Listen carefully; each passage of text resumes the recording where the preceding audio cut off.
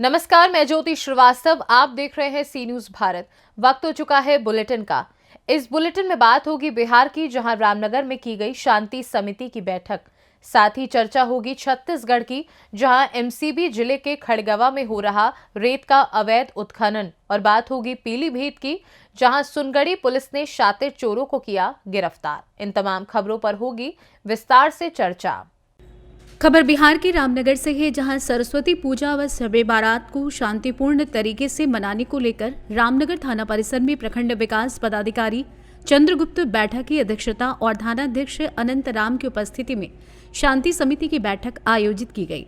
संचालन राष्ट्रपति पुरस्कार से सम्मानित शिक्षक उबैदुर रहमान ने किया। बैठक में अपने विचार व्यक्त करते हुए राजद नेता कृष्णनंदन सिंह, पूर्व मुखिया रौफुल खान, बुलबुल सिंह, पूर्व प्रमुख प्रतिनिधि सुरेंद्र यादव समेत अन्य गणमान्य लोगों ने कहा कि रामनगर में हमेशा पुलिस पब्लिक समन्वय कायम रहने से वह सभी पर्व शांतिपूर्ण तरीके से संपन्न होता रहता है। इस बार भी सरस्वती पूजा में पुलिस के साथ गणमान्य लोगों और जनप्रतिनिधि सजग रहेंगे। असामाजिक तत्वों पर पुलिस प्रशासन के साथ जनप्रतिनिधियों की भी पैनी निगाह रहेगी। समाज सेवी तबरेज आलम, शिक्षक दिनेश मुखिया, रूपम पांडे ने कहा कि शब बारात इबादत का पर्व है, इसमें किसी तरह की कोई गड़बड़ी नहीं होती है। सरस्वती पूजा विद्यालयों, कोचिंग संस्थानों समेत सार्वजनिक स्थलों पर भी मनाया जा रहा है। सरस्वती पूजा मुख्य रूप से बच्चों का पर्व है, लेकिन कुछ असामाजिक तत्व भी इसमें शामिल हो जाते हैं जो गड़बड़ी का सूचक है। इस पर कड़ी नजर बनाए रखने की जरूरत है। सभी समितियों को थाने में आवेदन देकर अनुमति लेना अनिवार्य है। किसी तरह की गड़बड़ी होने पर कानूनी कार्रवाई की जाएगी। सरस्वती पूजा और शब बारात को लेकर आज शांति समिति की बैठक आहूत की गई है। क्या क्या निर्देश दिए? आज सरस्वती पूजा और आगामी शब बारात को लेकर के शांति समिति की बैठक आहूत की गई थी। और जिसमें रामनगर थाना क्षेत्र के सभी गणमान्य व्यक्ति आए हुए थे और सभी लोगों ने इस त्यौहार को शांतिपूर्ण रूप से मनाए जाने का ये किया, सहयोग करने का वादा किया। इसमें गाइडलाइंस में अलग से कुछ गाइडलाइंस नहीं है। जो दुर्गा पूजा में गाइडलाइंस रहता है, सरकार का जो गाइडलाइंस रहता है उसी गाइडलाइंस का अनुपालन इसमें भी होगा। डीजे बिल्कुल प्रतिबंधित रहेगा, कोई अश्लील गाना नहीं बजाएगा।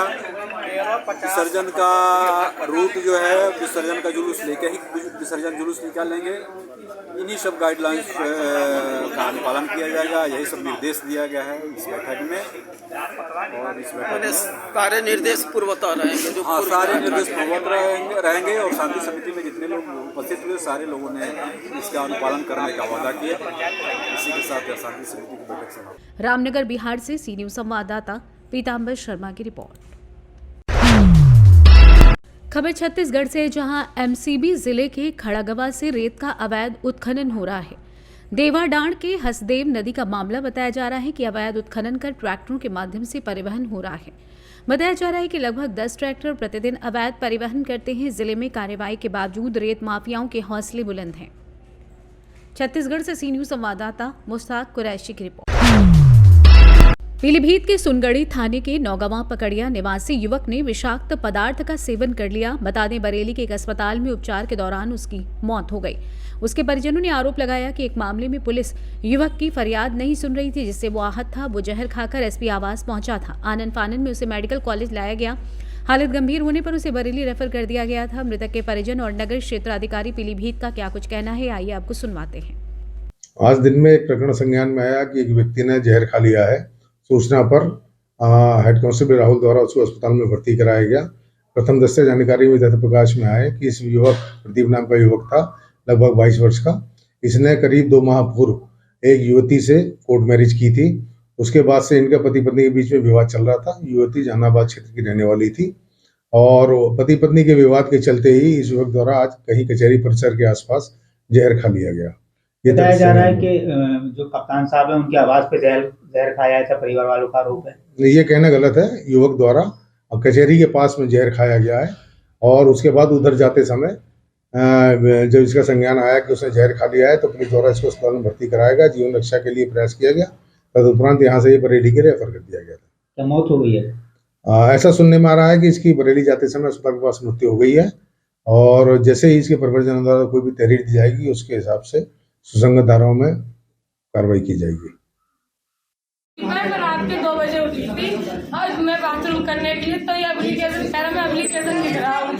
पर हमें नहीं पता, हम कोई पढ़े लिखे नहीं कि अब लिख रहा है। इनने 2 पन्ने भर गए और जो कह रहा है हमने कि कहाँ जा रहा है, कह रहा है मैं सर को छोड़ने जा रहा हूँ, अब लिखा हम तुम्हें बुला लेंगे। ये बोला। जहर कहाँ खाया? जहर ने आपसी साहब के बंगले में खाया। अच्छा। हम ये जॉब कचहरी में गाड़ी चलाता है। किसकी गाड़ी चलाते हैं?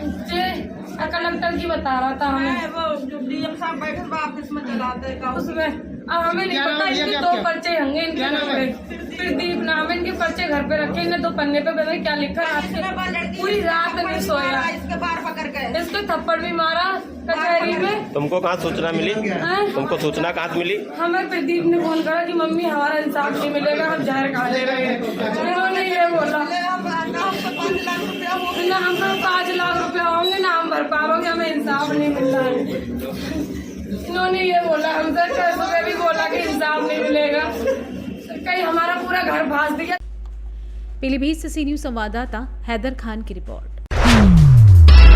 खबर पीलीभीत से है, जहां थाना सुनगड़ी जनपद पीलीभीत पुलिस द्वारा पुलिस अधीक्षक के निर्देशन में व अपर पुलिस अधीक्षक व क्षेत्राधिकारी नगर के कुशल नेतृत्व में थाना सुनगड़ी पुलिस द्वारा 3 शातिर चोरों को गिरफ्तार कर लिया गया है, जिनके कब्जे से दिनांक 5 फरवरी की रात्रि में चावला चौराहे के पास राकेश मोबाइल की दुकान से की गई मोबाइल चोरी में 24 कीमती मोबाइल फोन, एसेसरीज, 2 चोरी की मोटरसाइकिल तथा 2 तमंचे, 315 बोर में 4 अदद जिंदा कारतूस, 315 बोर व 1 चाकू व अन्य सामान बरामद किया गया है। इस मामले में पुलिस अधीक्षक पीलीभीत ने क्या कुछ कहा है, आइए आपको सुनवाते हैं। देखिए, ये थाना कोतवाली और थाना सुनगढ़ी में कुछ चोरियां हुई थी। 29 और 28 और 29 की रात में 2 दुकानों में नकब लगा के चोरी हुई थी और 5 और 6 फरवरी की रात में ये नकब लगाकर एक मोबाइल शॉप में चोरी की गई थी, जिसमें कि कुछ मोबाइल गए थे और जो पहले की घटना है उसमें कुछ कैश गया था।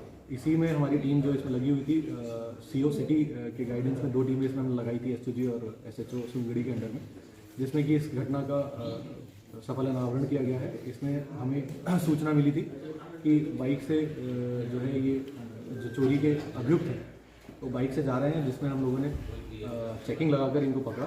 जब इनको पकड़ा गया तो इनके पास से करीब ये 2 मोटरसाइकिल है, जिसपे कि ये 3 लोग थे। तीनों के द्वारा ये इसमें चोरी की घटनाओं को माना गया कि उनके द्वारा की गई है, जिसमें इन लोगों से हमने 23 मोबाइल फ़ोन करीब बरामद किए हैं घटना के। कुछ कैश बरामद किया गया है और जो कैश से इन्होंने एक मोबाइल फ़ोन खरीदा था वो भी बरामद किया है। इसके साथ ही साथ ये लोगों के पास 2 तमंचे थे, एक चाकू था। तीनों के पास एक तमंचा और एक के पास एक चाकू, वो भी इनके पास से बरामद किया गया और 4 कारतूस वो भी इनके पास से बरामद किए गए। इन लोगों का आपराधिक इतिहास का नाम लग गया तो ये लोग पहले भी चोरी की घटनाएं कर चुके हैं इसी क्षेत्र में और इनके द्वारा इस बार फिर ये घटना की जा रही थी और आगे भी घटना करने की इनकी प्लानिंग थी।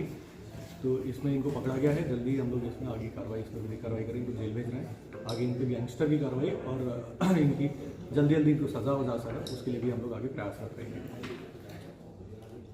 पीलीभीत से सी न्यूज संवाददाता अतुल शर्मा की रिपोर्ट।